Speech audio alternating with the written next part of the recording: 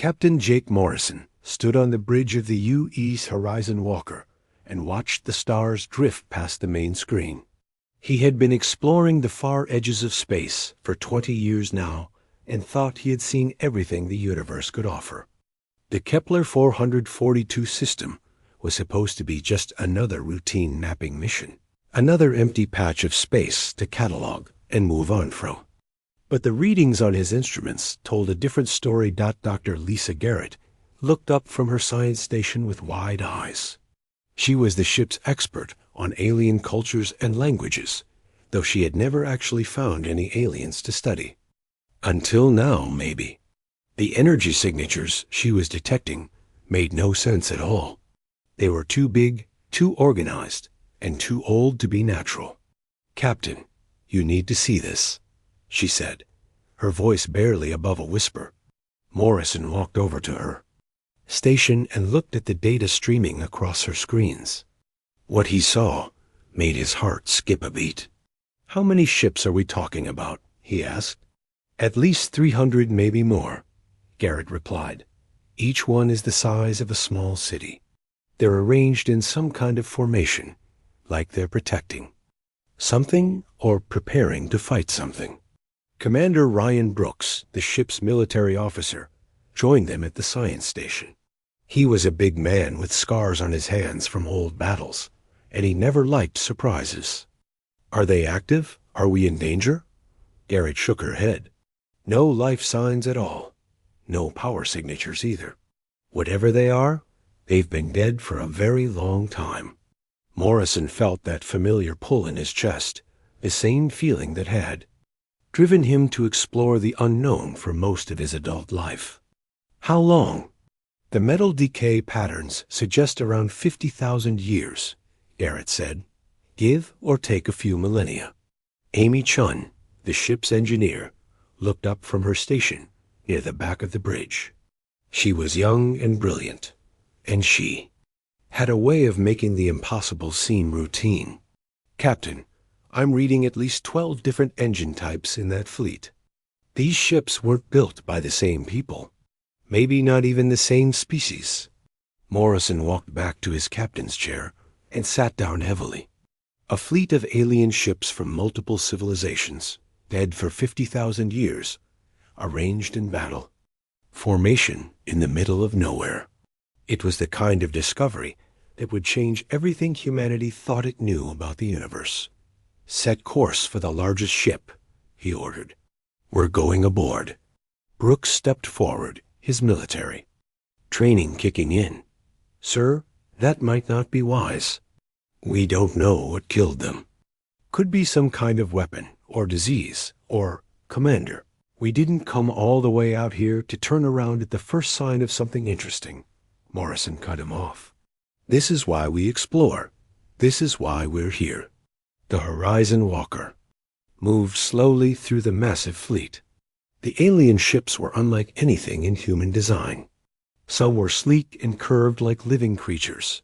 Others were angular and geometric like giant crystals. A few looked almost organic, as if they had been grown rather than built. But they all shared one thing in common.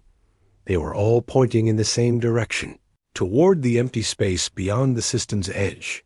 The largest ship sat in the center of the formation. It was a massive cylinder nearly 10 kilometers long, covered in symbols and markings that hurt to look at directly. Docking ports along its side suggested it had been designed to welcome visitors. Though none had come for 50,000 years, Chun worked her magic with the docking systems somehow, managing to interface human technology with alien designs that predated human civilization. The airlock sealed with a hiss, and Morrison felt the familiar pressure change that meant they were connected to something else, something unknown. "Atmosphere is breathable," Garrett reported, checking her readings one more time. "Gravity is about Earth normal. Temperature is a bit cold, but nothing we can't handle." Morrison stood up and headed for the airlock. "Brooks, Williams, you're with me. Chun, keep our engines ready for a quick exit. Garrett, monitor everything and keep recording." The alien ship's corridor was wide enough for 5 humans to walk, side by side. The walls were covered in the same strange symbols they had seen on the outside, but here they seemed to glow faintly in the darkness. Emergency lighting still functioned after all these years, casting an eerie blue glow over everything. Their footsteps echoed in the silence as they walked deeper into the ship. Morrison had expected to find bodies, some sign of what had happened to the crew, but the corridors were empty. It was as if everyone had simply vanished. They found the bridge after nearly an hour of walking. It was enormous, with dozens of stations arranged in concentric circles around a central platform. Each station was designed for a different type of being. Some had multiple arm positions. Others seemed designed for creatures, much larger or smaller than humans. But it was the central platform that made Morrison stop and stare. A massive holographic display still functioned, showing a 3-dimensional map of the galaxy. Thousands of points of light marked star systems, and lines connected them in complex patterns. But what drew Morrison's attention was a dark area. On the edge of the display, a region where no stars shone and no lines connected. Garrett moved to one of the nearby stations and began working with her translation equipment. The symbols on the screens were unlike anything she had studied, but there were patterns, mathematical relationships that seemed universal. After several minutes, she looked up with a pale face. "Captain, I think I can read some of this," she said. "It's a warning, or maybe a historical record." They called themselves the Last Alliance, and they were waiting for something called the Silence. Brooks moved closer to the display, studying the tactical arrangements shown on the galactic map. This wasn't just a fleet. This was an army. Representatives from dozens of different species, all working together against a common enemy. Morrison felt a chill run down his spine. What happened to them? Garrett continued working with the alien computers, her translation programs slowly making sense of the ancient records. "They waited," she said finally. "They gathered here and waited for the silence to come, but it never did. They waited for 50,000 years until their life support systems failed, and they all died of old age." Chun's voice crackled over there. "Communication system from the Horizon Walker. Captain, I'm picking up some strange readings from the other ships in the fleet. It looks like their computer systems are still partially active. They're scanning something in deep space, beyond the galactic edge." Morrison looked at the dark area on the holographic display and felt a cold certainty settle in his stomach. What are they scanning for? Garrett's face had gone completely white as she read more of the alien records. The silence operates on a cycle. Every 100,000 years, it emerges from the space between galaxies and destroys all advanced civilizations. According to their calculations, it should have arrived 50,000 years ago.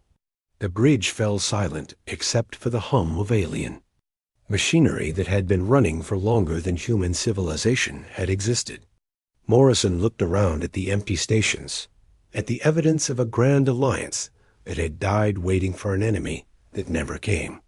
"Which means it's overdue," Brooks said quietly. Morrison nodded, his mind already racing ahead to the implications. Humanity had evolved during a time when they should have been extinct. They were living on borrowed time, in a cosmic accident that had allowed them to develop technology and explore the stars.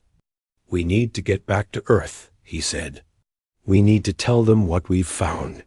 But even as he spoke, Morrison knew that finding this fleet had changed everything.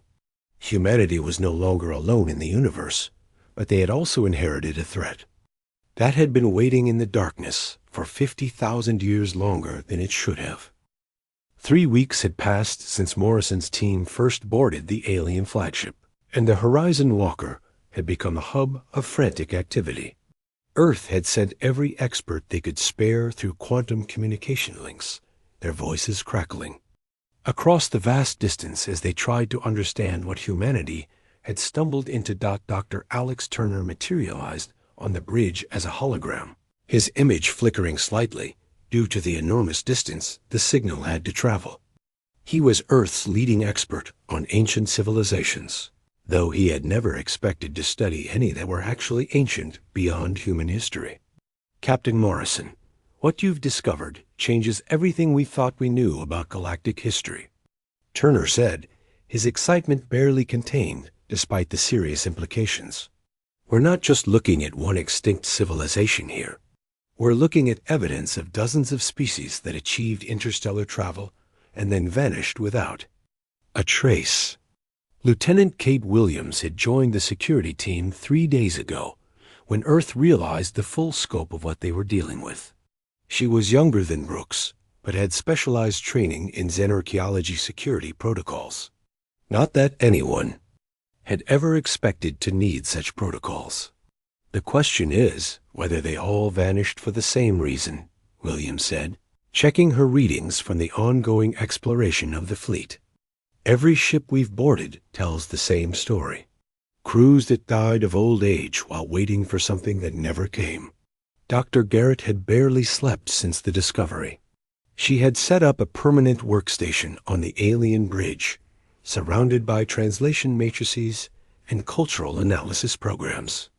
The alien database was vast beyond comprehension, containing the accumulated knowledge of 47 different species. "I've been working through their historical records," she said, not looking up from her screens. "The silence isn't a species or a civilization. It's something else entirely. The aliens called it a cosmic phenomenon, like a natural disaster, but on a galactic scale." Chief Petty Officer Danny Rodriguez had proven invaluable in interfacing with the alien communication systems. His background in quantum communications had somehow translated to understanding alien signal processing, though he couldn't explain how. "The really disturbing part is their early warning network," Rodriguez said, gesturing to a secondary display that showed sensor readings from across the fleet. "It's still active after 50,000 years. Still scanning the dark space between galaxies, still calculating arrival probabilities." Morrison studied the data Rodriguez had compiled. The alien sensors were far more sophisticated than anything humanity had built, capable of detecting quantum fluctuations across intergalactic distances. They painted a picture of something vast and purposeful moving through the cosmic void. "Show me the calculations," Morrison ordered. Rodriguez brought up a complex display filled with mathematical formulas that made Morrison's head hurt just looking at them. But the conclusion was clear enough. The silence operated on a precise schedule, emerging from dark space every 100,000 years to systematically eliminate any civilization that had achieved faster than light travel. According to their math, the last cycle should have ended 50,000 years ago, Rodriguez continued. The silence should have come, done its job, and returned to whatever dimension it comes from. But something went wrong. Turner's hologram flickered as he processed this information from Earth. Or something went right, depending on your perspective. If the silence had arrived on schedule, humanity never would have had the chance to evolve past stone tools. Dr. Garrett finally looked up from her translation work, her eyes red from exhaustion and strain. "I found something else. The last alliance wasn't just waiting passively. They spent 50,000 years studying the silence, trying to understand how it operates and how it can be stopped." She brought up a new section of the alien database, filled with experimental data and theoretical models. They discovered that the silence operates through quantum probability mechanics. It calculates the most likely response to any given stimulus and prepares countermeasures accordingly. Every previous civilization had responded to the threat in predictable ways, making them easy targets. Williams moved closer to study the data. "What kind of predictable ways?" "Logic," Garrett replied simply. "Every advanced species that encountered the silence tried to fight it using logical, rational strategies. They built better weapons, stronger defenses, more sophisticated battle tactics. But the silence could predict all of those responses because they were based on logical thought processes. Morrison felt a cold realization beginning to form in his mind, which means logic itself was the trap. Exactly, Garrett confirmed. The more logical and predictable a species became, the easier it was for the silence to counter their strategies. The last alliance realized this too late. They had spent so long preparing rational defenses that they had become completely predictable themselves. Rodriguez brought up the sensor readings again, his face grim. There's something else, Captain. The early warning system has been tracking quantum fluctuations consistent with the silence's approach pattern. Based on the alien calculations, it should arrive within the next 18 months. A bridge fell silent as everyone absorbed this information. Humanity had 18 months to prepare for a threat that had destroyed 47 advanced civilizations, including one that had 50,000 years to get ready. Turner's hologram spoke first. We need to inform Earth immediately. Begin evacuation procedures. Start building colony ships. Spread humanity across as many systems as possible. That won't work, Garrett said, still studying the alien records. A silence doesn't just target individual planets. It systematically hunts down every trace of technological civilization until nothing remains. Running won't save us. Morrison walked to the central platform and stared at the galactic map that still displayed the positions of long-dead civilizations.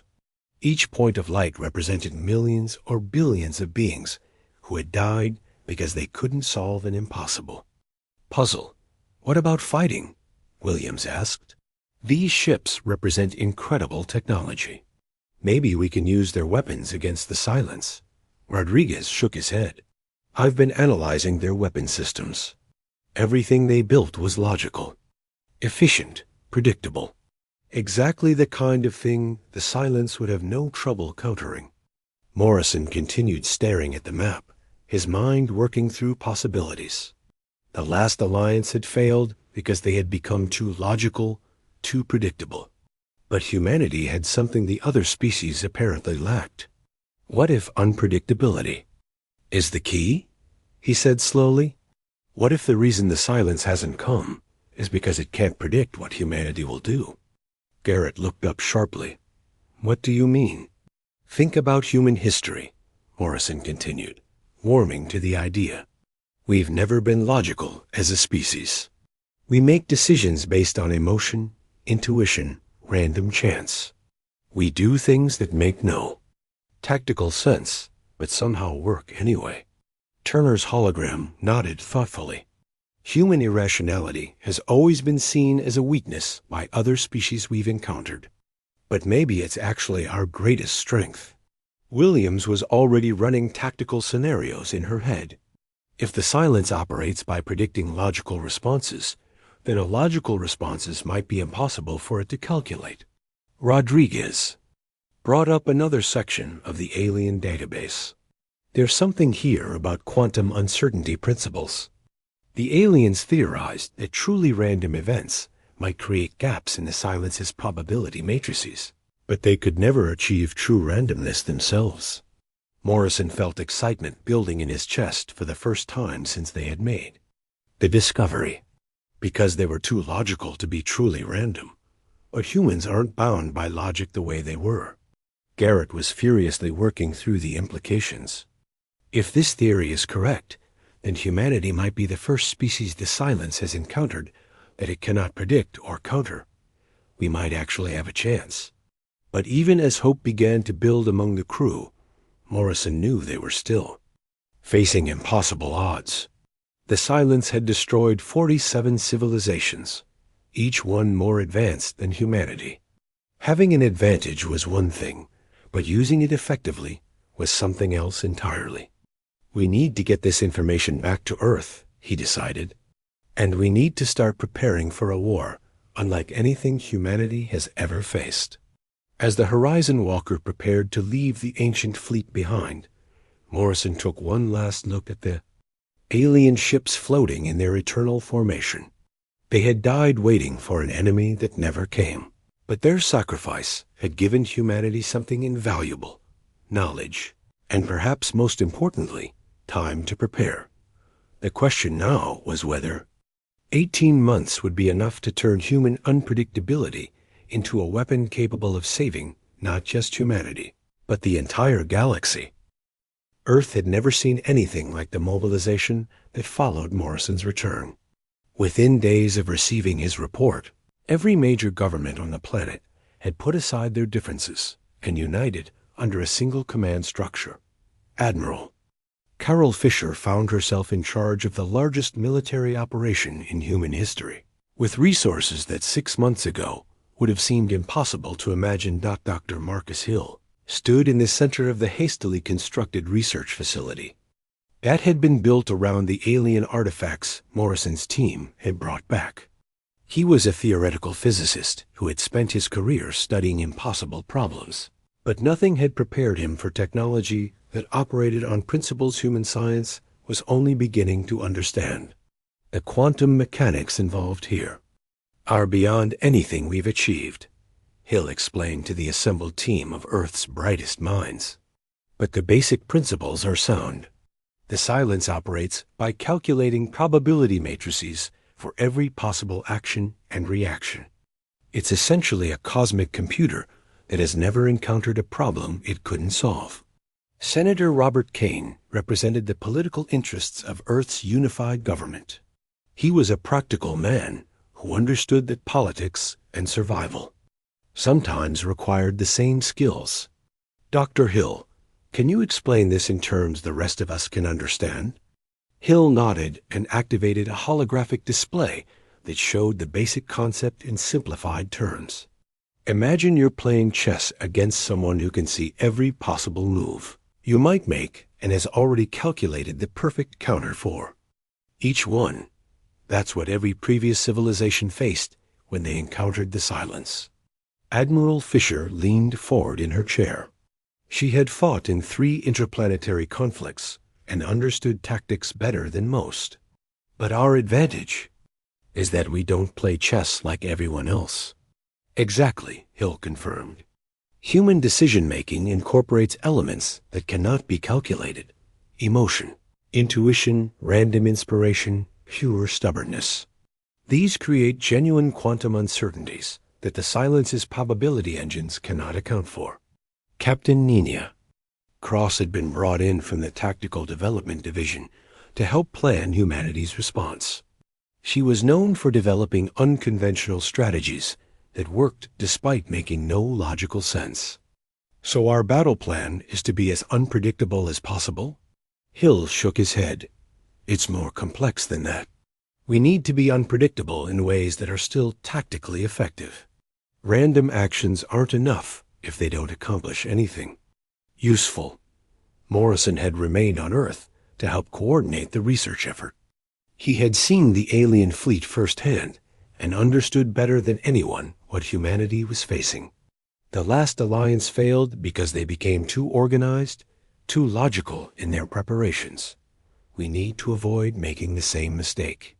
Dr. Garrett materialized as a hologram from the research station that had been established at the alien fleet's location. She had refused to return to Earth, insisting that the alien database still held secrets that could be crucial to humanity's survival. I've discovered something important in the deeper archives, she announced. The silence doesn't just destroy civilizations randomly. It specifically targets species that have achieved certain technological milestones. Faster than light travel, quantum computing, artificial intelligence beyond a certain complexity threshold. Fisher understood the implications immediately. It's not trying to destroy life in general. It's trying to prevent any species from becoming advanced enough to threaten it. Which suggests that it can be threatened, Cross added. The question is how. Hill had been working on this problem for weeks, analyzing every piece of alien technology they had recovered. The answer might be in the quantum uncertainty principle itself. If we can create enough genuine randomness in our actions, we might be able to introduce errors into the silence's calculations. Kane frowned as he tried to follow the scientific discussion. But how do we weaponize randomness? How do we turn chaos into something that can fight back? Morrison stood up and walked to the display showing the alien fleet. We don't try to turn chaos into order. We embrace the chaos and use it as our weapon. Cross was already beginning to see the tactical possibilities. Uncoordinated attacks from multiple directions, with each unit making independent decisions, based on local conditions rather than centralized command. Human crews making split-second emotional decisions that no computer could predict. Fisher added, her strategic mind engaging with the concept. Hill nodded enthusiastically. And if we can integrate human unpredictability with alien technology, we might be able to create weapons and defenses that operate on principles the Silence has never encountered.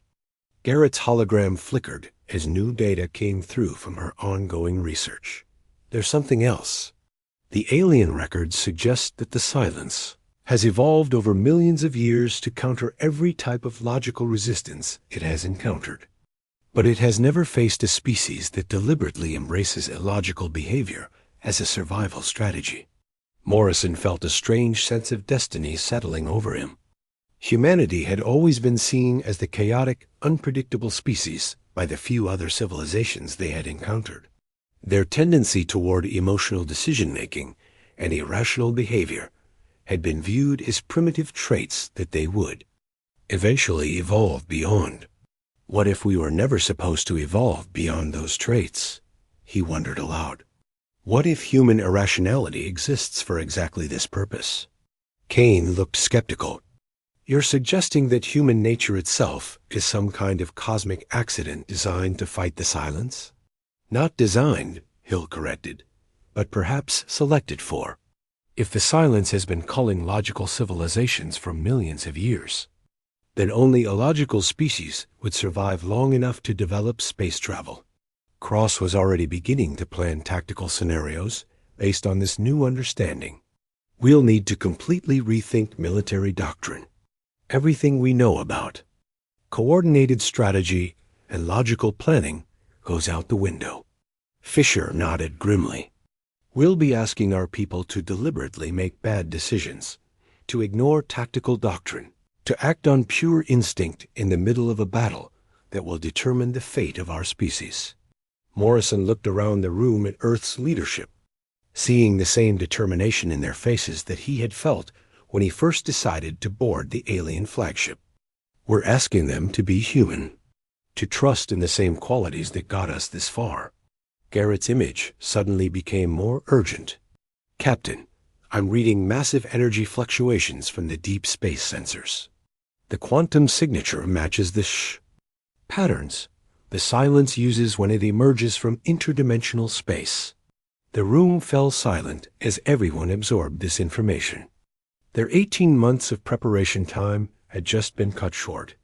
Hill was already running calculations on his portable computer. How long do we have? Based on the energy buildup patterns, approximately 6 months, Garrett replied.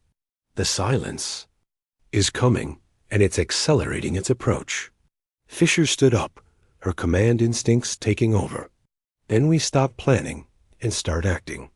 Cross, I want battle scenarios based on maximum unpredictability. Hill, focus on integrating human intuition with alien technology. Kane, make sure our people understand what we're asking of them. Morrison felt the familiar pull of the unknown, the same feeling that had driven him to explore space in the first place. But this time, instead of seeking out the unknown was coming to find humanity. There's something else we need to consider, he said. The last alliance failed because they waited for the Silence to come to them. Maybe it's time someone took the fight to the Silence instead. Cross looked up sharply. You're talking about a preemptive strike? I'm talking about doing what no logical species would ever do, Morrison replied. I'm talking about attacking something that has never been successfully attacked, using methods that make no tactical sense, led by people who have no idea what they're doing. Fisher smiled grimly. In other words, a perfectly human response to an impossible situation. As Earth's leadership dispersed to begin preparations for humanity's greatest challenge, Morrison looked out at the stars and wondered if their cosmic ancestors were watching. The last alliance had given them the knowledge they needed, but the courage to use it would have to come from within. Humanity was about to discover whether their greatest weakness could become their ultimate strength.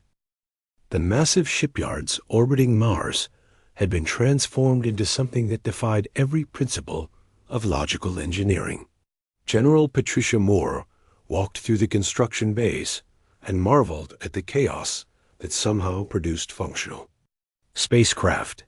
Human engineers worked alongside alien technology, creating hybrid vessels that should not have worked, but somehow did. Dr. Kevin Jong had been tasked with the impossible job of turning 50,000 years of alien weapons research into something humans could actually use. His laboratory looked like a disaster zone, filled with half-assembled devices that operated on principles human science barely understood. The key is not trying to improve on their designs, Zhang explained to the team of engineers gathered around his latest creation. The aliens spent millennia perfecting logical, efficient weapons. What we need are illogical, inefficient weapons that work anyway. Captain Sam Taylor had volunteered to test pilot the first of the hybrid ships, despite the fact that no one could predict how they would perform in actual combat. He was the kind of pilot who trusted his instincts more than his instruments, which made him perfect for what they were attempting. The ship responds to emotional input as much as logical commands, Taylor reported over the communication system as he put the experimental craft through its paces. When I stopped thinking about what I was doing and just reacted, the performance improved dramatically. Dr. Helen Scott had been brought in to study human behavioral patterns and find ways to enhance the natural unpredictability that would be their greatest weapon. Her research had taken her into areas of psychology that had never been explored before. We're not just asking our people to be unpredictable, Scott explained during one of her briefings. We're asking them to trust in unpredictability itself, to make decisions that feel wrong, but might be right for reasons they cannot understand. Morrison had taken command of the retrofit operations at the alien fleet, working with teams of engineers to understand how the abandoned ships could be incorporated into humanity's defense. Each alien vessel was a masterpiece of logical design, but that was exactly the problem. We can't just copy their technology, he told the engineering teams. We need to break it and rebuild it in ways that make no sense to a logical mind. Amy Chun had become the lead engineer on the project to merge human and alien technologies. Her youth and unconventional thinking made her perfect for the job of creating impossible machines. The alien ships worked too well, she explained to Morrison, as they stood in the engine room of a converted alien cruiser. Every system is perfectly integrated, every component optimized for maximum efficiency. But efficiency is predictable. Morrison looked at the modifications Chan's team had made to the alien engine systems. Random fluctuation generators had been installed throughout the ship, creating constant variations in power output and system performance. To any logical observer, it would look like the ship was constantly malfunctioning. Will it work? He asked. Chun grinned. It shouldn't work at all. The power fluctuations alone should cause cascade failures throughout the ship. But somehow, the more random variables we introduce, the better the overall performance becomes. Back on Earth, Admiral Fisher was coordinating the largest military mobilization in human history. But instead of the coordinated, logical deployment that military doctrine demanded, she was deliberately creating chaos. I want our fleet scattered across 3 star systems with no apparent pattern, she told her staff officers. Each ship commander gets independent authority to make tactical decisions based on local conditions. No centralized command structure, no coordinated battle plans. Captain Cross had been working on tactical scenarios that violated every principle of military strategy she had ever learned. Her job was to prepare human forces for a type of warfare that had never been attempted before. The traditional approach would be to establish defensive positions and wait for the silence to attack, she explained to the assembled fleet commanders. Instead, we're going to do the opposite of everything that makes tactical sense. Dr. Hill's research had revealed something crucial about the nature of the silence's quantum probability calculations. The cosmic entity operated by analyzing all possible outcomes and preparing countermeasures for each one. But human decision-making introduced variables that could not be calculated. Quantum mechanics tells us that true randomness exists at the subatomic level, Hill explained to the scientific team. Human consciousness appears to be able to access and amplify these quantum uncertainties in ways that artificial intelligence cannot. Lieutenant Commander Paul Rivers had been chosen to lead one of the experimental squadrons because of his reputation for making tactically unsound decisions that somehow achieved their objectives. His approach to combat had always been based more on instinct than doctrine. The hard part isn't being unpredictable, Rivers said during a training session. The hard part is being unpredictably effective. Random actions are easy, but random actions that accomplish something useful require a different kind of thinking. Dr. Sophie Lane had joined the research team to study the quantum mechanical aspects of human decision-making. Her work had led to disturbing discoveries about the nature of consciousness itself. Human thought processes appear to be naturally quantum in nature, she reported to the Scientific Council. Every decision we make creates genuine quantum uncertainties that propagate outward into the universe. The silence has never encountered a species where individual consciousness can directly affect quantum probability. Morrison found himself at the center of preparations that defied everything he had learned about space exploration and military command. The fleet they were assembling looked more like organized chaos than a coherent fighting force. Captain Maria Santos had been assigned to lead the reconnaissance missions that would provide early warning of the silence's approach. Her job was to gather intelligence on an enemy that no one understood using methods that no one had ever tried. Traditional reconnaissance relies on observing and reporting enemy movements, Santos explained during a mission briefing. But if the silence can predict our observations, then traditional intelligence gathering becomes useless. We need to find ways to gather information that it cannot anticipate. The modifications to human ships had created vessels that looked like they had been designed by a committee of people who had never agreed on anything.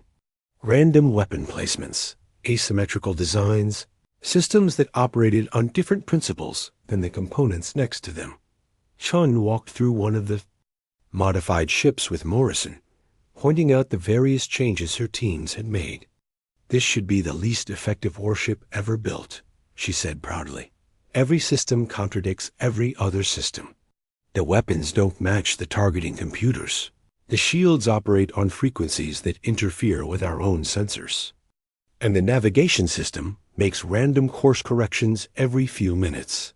Morrison looked at the readings from the ship's test flights and shook his head in amazement. But it outperforms every other ship in the fleet. Because it's unpredictable, Chun confirmed. Even we don't know exactly what it's going to do in any given situation. How could the silence predict it? General Moore had taken overall command of the ground-based preparations, though everyone hoped the battle would never reach Earth's surface. Her job was to prepare for the worst-case scenario while hoping it would never be needed. If the silence reaches Earth, traditional defensive strategies will be useless, she told her staff. We need to prepare for asymmetrical warfare on a planetary scale, using tactics that make no logical sense, but might work anyway. The training programs for human forces had been completely redesigned to emphasize intuition over doctrine, creativity over efficiency, and individual initiative over coordinated action. Soldiers were being taught to ignore their training and trust their instincts. Morrison received regular reports from Earth about the progress of the preparations, and each one reinforced his conviction that humanity was attempting something that had never been tried before. They were deliberately making themselves as chaotic and unpredictable as possible, while still maintaining enough organization to function as a fighting force. The final weeks before the Silence's predicted arrival were spent in a frenzy of last-minute modifications and preparations. Every ship in the fleet was unique, every weapon system operated on different principles, and every commander had been given the authority to make decisions that contradicted their orders if their instincts told them to dot. As Morrison stood on the bridge of his hybrid command ship and looked out at the assembled fleet, he felt a mixture of pride and terror. They had created something unprecedented in galactic history, a military force based entirely on the principle of organized chaos. The question that remained was whether human unpredictability would be enough to defeat an enemy that had never been defeated. In a few days, they would find out if humanity's greatest weakness had truly become their ultimate strength. The Silence emerged from the space between galaxies exactly when the alien calculations had predicted it would, 50,000 years late, but arriving with the same terrible precision that had destroyed 47 civilizations before humanity ever learned to use fire. Admiral Tony Mitchell watched from his command ship as reality itself seemed to bend around the massive geometric construct that materialized at the edge of the solar system. Dr. Sophie Lane's quantum sensors went wild as the Silence's arrival created ripples in the fabric of space-time itself. The entity was vast beyond comprehension, a collection of interconnected shapes that hurt to look at directly, and seemed to exist in more dimensions than human minds could process. "It's scanning us," Lane reported, her voice tight with controlled fear. "I can feel the quantum probes analyzing our technology, our tactics, our probable responses. It's building a probability matrix of everything we might do." Lieutenant Commander Paul Rivers commanded one of the experimental squadrons positioned in the asteroid belt. His ships were hidden among the rocks, their chaotic engine signatures masked by the natural electromagnetic interference of the rocky debris. "All units, this is Admiral Mitchell," came the communication from the command ship. "Remember what we've learned. Don't think, don't plan, just react. Trust your instincts and ignore everything that makes logical sense." Captain Maria Santos led the first wave of reconnaissance fighters toward the Silence, her mission to gather intelligence while avoiding the entity's defensive systems. But as she approached, she felt an overwhelming urge to change course, to do something that made no tactical sense at all. "Santos to all reconnaissance units," she transmitted. "Forget the mission plan. I'm getting a feeling we should attack instead of observe." Her wingmen should have questioned the order, should have demanded confirmation from command. Instead, they followed their own instincts and agreed immediately. The reconnaissance squadron became an attack force in the span of seconds, diving toward the Silence with weapons that had been designed for observation rather than combat. The Silence responded exactly as its probability calculations predicted it should, deploying defensive systems designed to counter a logical reconnaissance mission. But Santos and her pilots were no longer flying a reconnaissance mission. Their random weapons fire and erratic flight patterns created gaps in the Silence's defenses that should not have existed. Morrison watched from his position with the main fleet as Santos's fighters somehow penetrated the Silence's outer defensive shell and began causing actual damage to the cosmic entity. It was impossible, but it was happening. "All units, you're seeing the same thing I am," Admiral Mitchell broadcast to the entire human fleet. "Logic says this shouldn't work, but it's working. Santos just proved that we can hurt this thing." Dr. Lane's readings showed something unprecedented happening to the Silence's quantum matrix. The entity's probability calculations were developing errors. Small gaps where human unpredictability was creating outcomes that could not be computed in advance. The Silence began its standard protocol for dealing with technological civilizations, deploying weapon systems that had destroyed every previous opponent. Beams of coherent energy that could vaporize entire planets reached out toward the human fleet, targeting the largest and most obvious threats first. But the human fleet was no longer where the Silence expected it to be. Captain Cross had given the order for random evasive maneuvers 30 seconds before the Silence fired, not because she had detected the incoming attack, but because she had felt like doing something unexpected. Rivers led his squadron in a charge directly toward the Silence's main weapon array, ignoring the fact that his ships were outgunned by several orders of magnitude. His pilots followed him not because it made tactical sense, but because it felt right in a way they could not explain. The alien hybrid technology responded to human emotional input in ways its original designers had never intended. Ships that should have been destroyed by the Silence's weapons somehow survived because their human crews refused to accept that they should be dead. Amy Chon's engineering modifications proved their worth as human ships began performing maneuvers that violated the laws of physics. The random fluctuations in their systems created quantum uncertainties that made them impossible to target accurately. The Silence is adapting, Lane reported as the battle continued. It's trying to incorporate our unpredictability into its calculations, but every time it thinks it understands our patterns, we change them. Morrison felt the familiar pull of the unknown and made a decision that would have been considered insane by any military standard. He ordered his command ship to ram directly into the Silence's central core, not because he thought it would work, but because every instinct he possessed told him it was the right thing to do. The Silence's defensive systems tried to stop him, but they were calibrated to counter logical attacks from predictable opponents. Morrison's suicidal charge created probability cascades that rippled through the Silence's quantum matrix, causing system failures throughout the cosmic entity. Captain Taylor followed Morrison's example, leading his experimental squadron in attacks that made no tactical sense but somehow achieved their objectives. His ship's hybrid systems responded to his emotional state, becoming more effective the more irrationally he behaved. Dr. Hill's research had predicted this moment, but experiencing it was something else entirely. Human consciousness was directly affecting quantum probability on a macroscopic scale, creating reality distortions around the battle zone that defied everything physics said was possible. The Silence began to show signs of something it had never experienced before: confusion. Its probability matrices were developing cascading errors as human unpredictability introduced variables that could not be calculated or countered.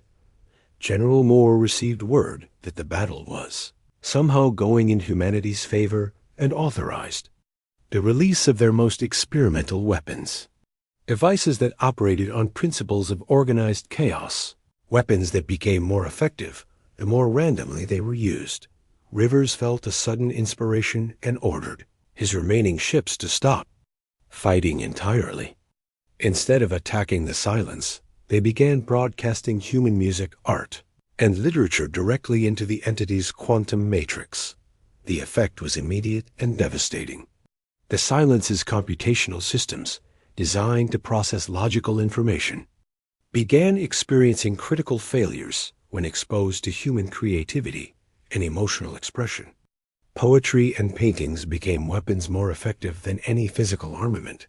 Santos had lost most of her squadron but continued attacking with a damaged fighter they should not have been able to fly. Her ship's systems were failing in sequence, but somehow each failure made her more effective rather than less.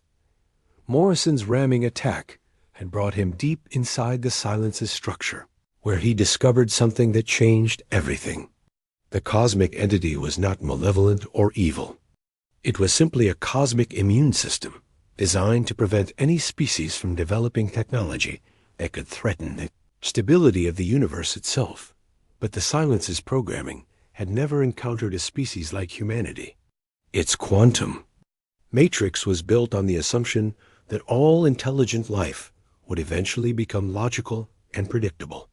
The discovery of genuine randomness in human consciousness was causing fundamental errors in its basic operating parameters. Lane detected the critical moment when the Silence's quantum matrix reached a cascade failure point. The entity's probability calculations had become so corrupted by human unpredictability that it could no longer function as intended. Admiral, on reading massive fluctuations in the Silence's core programming, she reported, "Whatever we're doing, it's working on a level deeper than just physical damage." Mitchell felt the same intuitive certainty that had guided human decisions throughout the battle, and gave an order that would have been unthinkable hours earlier. All units, stop attacking. Switch to communication protocols. Try to talk to it. The idea was insane. The Silence had never communicated with any of its previous targets. It simply destroyed them and moved on. But Morrison, still inside the entity's structure, began broadcasting not weapons fire, but human thoughts and emotions directly into its quantum matrix. The response was immediate. The Silence's attack systems, powered down as its central consciousness, struggled to process the flood of human irrationality, creativity, and emotional complexity that Morrison was feeding into its core programming. For the first time in millions of years, the Silence experienced something it had never encountered before: doubt. Human unpredictability had introduced the possibility that its fundamental programming might be wrong. Cross felt the moment when the Silence's hostility began to transform into something else entirely. The cosmic entity was not being destroyed, but rather reprogrammed by exposure to human consciousness. Its quantum matrix was learning to incorporate randomness and uncertainty as features rather than bugs. The battle that had begun as humanity's desperate attempt to survive transformed into something unprecedented in galactic history. Instead of destroying the Silence, they were teaching it. Human unpredictability was showing the cosmic entity new ways of thinking about its purpose and function.